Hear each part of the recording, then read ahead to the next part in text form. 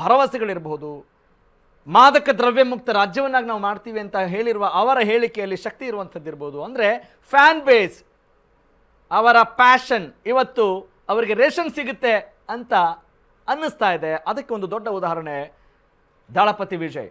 ನಿಜಕ್ಕೂ ಕೂಡ ಇವತ್ತು ಚರ್ಚೆ ಮಾಡಬೇಕಾಗಿರುವಂಥದ್ದು, ಯಾಕೆ ನಮ್ಮ ರಾಜ್ಯದಲ್ಲಿ ಎಷ್ಟೇ ವಿರೋಧಿ ಅಲೆ ಇದ್ದರೂ ಕೂಡ ಇಂತಹ ಹೊಸ ಪಕ್ಷ ದಿಢೀರಂತ ನಿರ್ಧಾರಕ್ಕೆ ಬರೋಕ್ಕೆ ಸಾಧ್ಯ ಆಗ್ತಾ ಇಲ್ಲ ಅನ್ನೋದನ್ನು ಕೂಡ ನಾವು ಮನಗಾಣಬೇಕಾಗಿದೆ. ನನಗೆ ಅನಿಸಿದಂಗೆ MJR ಆಮ್ ಆದ್ಮಿ ಪಕ್ಷ ಫಸ್ಟ್ ಟೈಮ್ ಬಂದಾಗ ಅವರು ಮುಖ್ಯಮಂತ್ರಿ ಆಗಿರುವಂಥದ್ದಿರ್ಬೋದು. ಅಲ್ಲ ಅಂದ್ರೆ ಅಲ್ಲಿ ಹೋರಾಟ ಇತ್ತು, ಮೂವ್ಮೆಂಟ್ ಇತ್ತು, ಚಳವಳಿ ಇತ್ತು.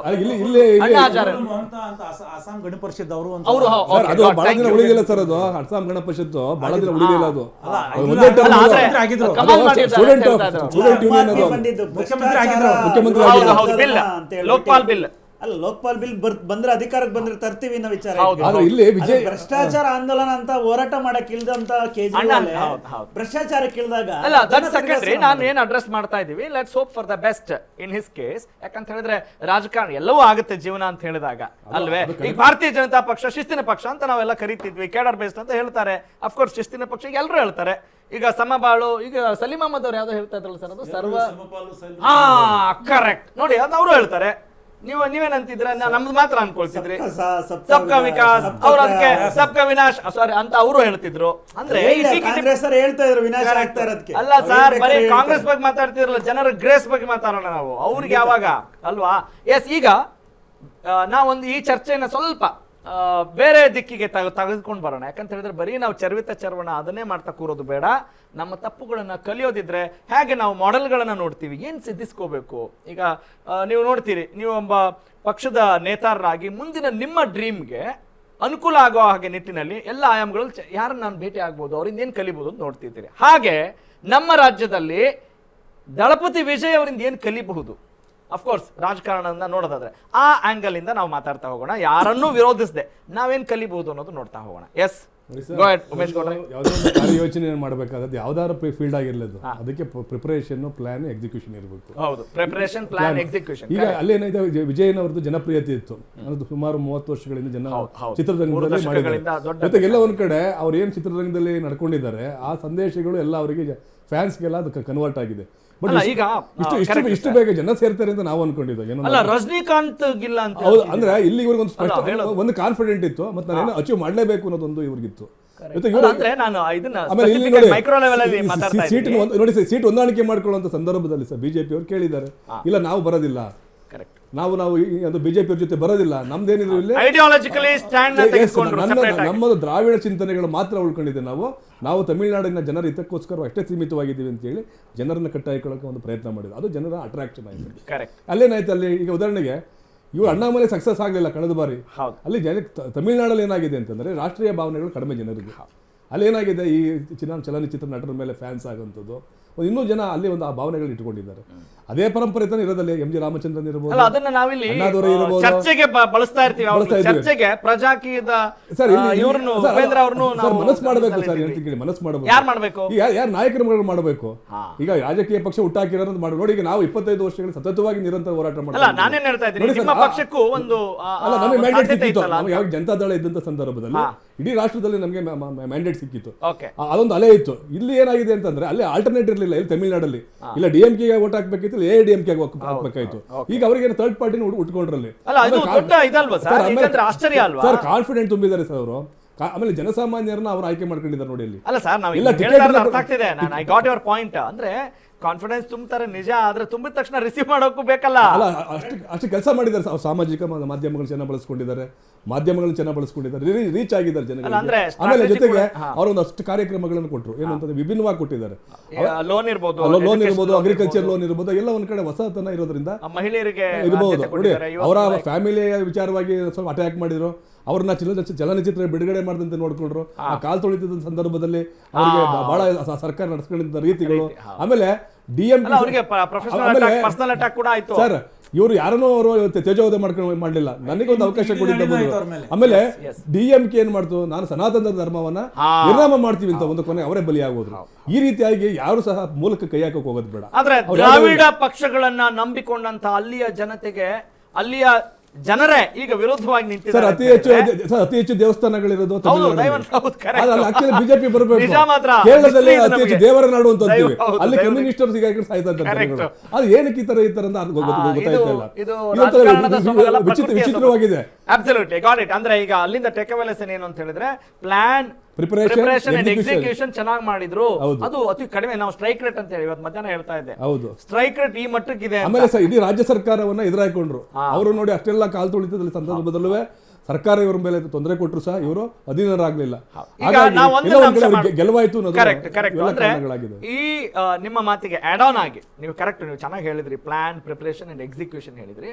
ಅದರ ಜೊತೆಗೆ ಆ ಪ್ಲಾನ್ ಹೆಂಗಿತ್ತು ಅಂತ ಹೇಳಿದ್ರೆ ನಮ್ದು ಸಿಂಗಲ್ ಸ್ಟ್ಯಾಂಡ್, ನಾನು ಯಾರ ಜೊತೆಗೂ ಹೋಗಲ್ಲ ಅನ್ನೋದಕ್ಕೆ ಒಂದು ಸ್ಟ್ಯಾಂಡ್ ತೆಗೆದುಕೊಂಡಿದ್ರು. ಅದನ್ನ ನಾವು ಗಮನಿಸಬೇಕು. ಮತ್ತು ನಾವು ಸೈದ್ಧಾಂತಿಕ ವಿರೋಧಿ ಆಗಿರುವಂತ ಪಕ್ಷದ ಜೊತೆಗೆ ಹೋಗಲ್ಲ, ಅದರಲ್ಲೂ ಕೂಡ ಅವರು ಪಕ್ಕಾ ಸ್ಟ್ಯಾಂಡ್ ತೆಗೆದುಕೊಂಡಿದ್ರು. ಅದನ್ನ ನಾವು ಗಮನಿಸಬಹುದು. ಸಾಮಾನ್ಯವಾಗಿ ಏನಿರುತ್ತೆ, ಆರಂಭದಲ್ಲಿ ನಾವು ಹೊಸ ಪಕ್ಷವಾಗಿ ಹೊರಹೊಮ್ತಾ ಇದ್ದೀವಿ ಅಂತ ಹೇಳಿದಾಗ ಒಂದು ಸಣ್ಣ ಆತಂಕ ಇದ್ದೇ ಇರುತ್ತೆ.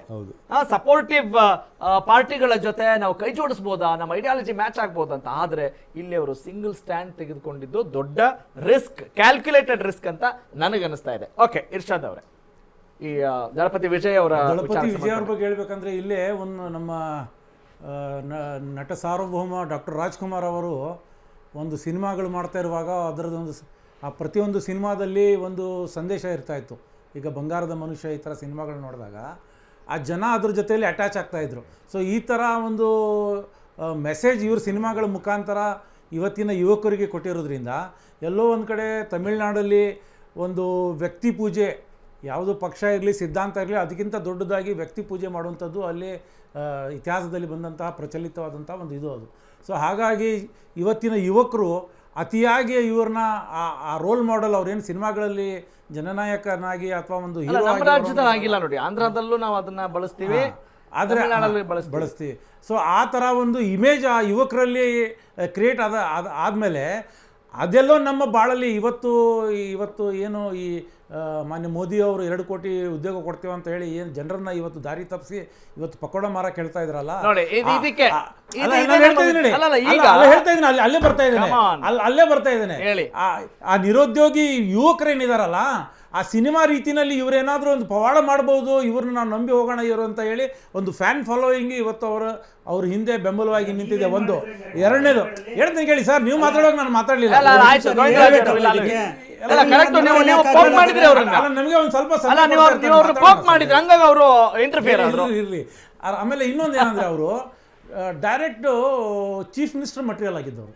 ಯಾರು ಅವರು? ನಾನು ಮುಖ್ಯಮಂತ್ರಿನೇ ಆಗ್ತೇನೆ, ಬೇರೆ ಏನೂ ಆಗಕ್ಕೆ ಸಾಧ್ಯ ಇಲ್ಲ ಅಂತ ಅವ್ರಿಗೆ ಉಪಮುಖ್ಯಮಂತ್ರಿ ಆಫರ್ ಮಾಡಿದ್ರು. ನಿಮ್ಮ ಹೈಕಮಾಂಡ್ದವ್ರು ಮೋಸ್ಟ್ಲಿ ಮಾಡಿದ್ರು ಅವ್ರಿಗೆ ಉಪಮುಖ್ಯಮಂತ್ರಿ ಆಗ್ರಿ ಅಂತ, ಅಥವಾ AIDMK ಅವರು ಮಾಡಿರ್ಬೋದು. ಕೈ ಜೋಡಿಸಲಿಲ್ಲ. ಯಾಕೆಂದ್ರೆ ಅವ್ರಿಗೆ ಸ್ಪಷ್ಟತೆ, ಅವ್ರಿಗೆ ಕ್ಲಾರಿಟಿ ಇತ್ತು, ನಾನು ಆದ್ರೆ ಮುಖ್ಯಮಂತ್ರಿ ಆಗ್ತೇನೆ. ಅವರು ಅಂದ್ರೆ ಹೊಂದಾಣಿಕೆ ಅಂದ್ರೆ ಮುಖ್ಯಮಂತ್ರಿ ಏನ್ ಮಾಡಲ್ಲ, ಅವ್ರಿಗೇನ್ ಮಾಡಲ್ಲ, ನಾವು ಮಂತ್ರಿಗಿಂತ್ರಿ ವಿಚಾರ ಚರ್ಚೆ ಅಲ್ಲ, ಮೂಸೆ ನೋಡಿಲ್ಲ, ಎಲ್ಲೋ ಆತಂಕ ಇತ್ತು. ಯಾಕಂದ್ರೆ ಆ ಕಡೆ ಹೋದ್ರೆ ನಮ್ಗೇನೋ ಇದಾಗತ್ತೆ ಅಂತ. ಸೊ ಅವ್ರಿಗೆ ಒಂದು ಇವ್ರು ಸೈದ್ಧಾಂತಿಕ ಬದ್ಧತೆ ಇತ್ತು, ಸೈದ್ಧಾಂತಿಕ ವಿರೋಧಿಗಳ ಜೊತೆ ಹೋಗಿಲ್ಲ. ಒಂದು ಎರಡನೇದು ಅವರು ಚೀಫ್ ಮಿನಿಸ್ಟರ್ ಕ್ಯಾಂಡಿಡೇಟ್ ಅಂತ ಹೇಳಿ ಇವತ್ತು ಅಲ್ಲಿ ಬಿಂಬಿತ ಆಗಿರೋದ್ರಿಂದ ಬೇರೆ ಯಾವುದೇ ಪಕ್ಷದಲ್ಲಿ ಆಗಿರ್ಬೋದು ಸರ್.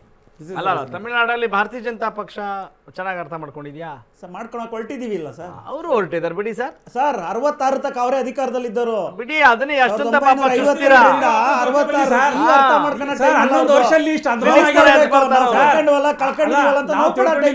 ವರ್ಷದಲ್ಲಿ ನಿಮ್ಗೆ ಕೊಟ್ಟಿರುವಂತ ಅಧಿಕಾರ ಮಾಡಿ ಈಗ 11 ವರ್ಷಕ್ಕೆ ನೀವು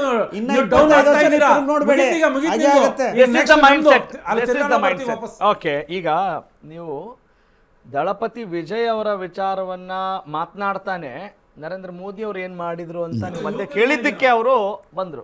I want you to talk on that sir. ಈಗ ಇವತ್ತು ಏನು TVK ಅನ್ನೋದು, ಯಾಕೆಂದರೆ ಒಂದು ಪರ್ಯಾಯ ಪಕ್ಷವಾಗಿ ಇವತ್ತು ತಮಿಳುನಾಡಿನ ಜನತೆ ಆಯ್ಕೆ ಮಾಡ್ಕೊಂಡಿದ್ದಾರೆ. ಯಾಕೆಂದರೆ ಸಾಕಷ್ಟು ವರ್ಷಗಳಿಂದ DMK ಏನು ಮಾಡ್ತು, AIDMK ಏನು ಮಾಡ್ತು, ಎಲ್ಲ ವಿಚಾರಗಳನ್ನ ಅದು DMK ಕೊಡ್ತಿದ್ರು, ಇಲ್ಲಾಂದರೆ AIDMK, ಎರಡೇ ಆಪ್ಷನ್ ಇದ್ದಿದ್ದು. ಈ ಒಂದು ಹೊಸತನ ಏನೋ ಒಂದು ಸಿಗ್ಬೋದು, ಹೊಸ ನಾಯಕತ್ವದಲ್ಲಿ ಬಂದಂಥ ಸಂದರ್ಭದಲ್ಲಿ ಏನಾದರೂ ಹೊಸ ಹೊಸ ವಿಚಾರಗಳು, ಹೊಸ ಇದುಗಳನ್ನ ಹುಟ್ಟಾಕುವಂಥದ್ದು, ಅಭಿವೃದ್ಧಿ ವಿಚಾರಗಳು ಇರ್ಬೋದು, ಈ ಒಂದು ದೃಷ್ಟಿಯಲ್ಲಿ ಜನ ಅದನ್ನು ಅಕ್ಸೆಪ್ಟ್ ಮಾಡಿದ್ದಾರೆ. ನಾವು ಕೂಡ ಸ್ವಾಗತ ಮಾಡಬೇಕು ಜನರ ಅಭಿಪ್ರಾಯವನ್ನು.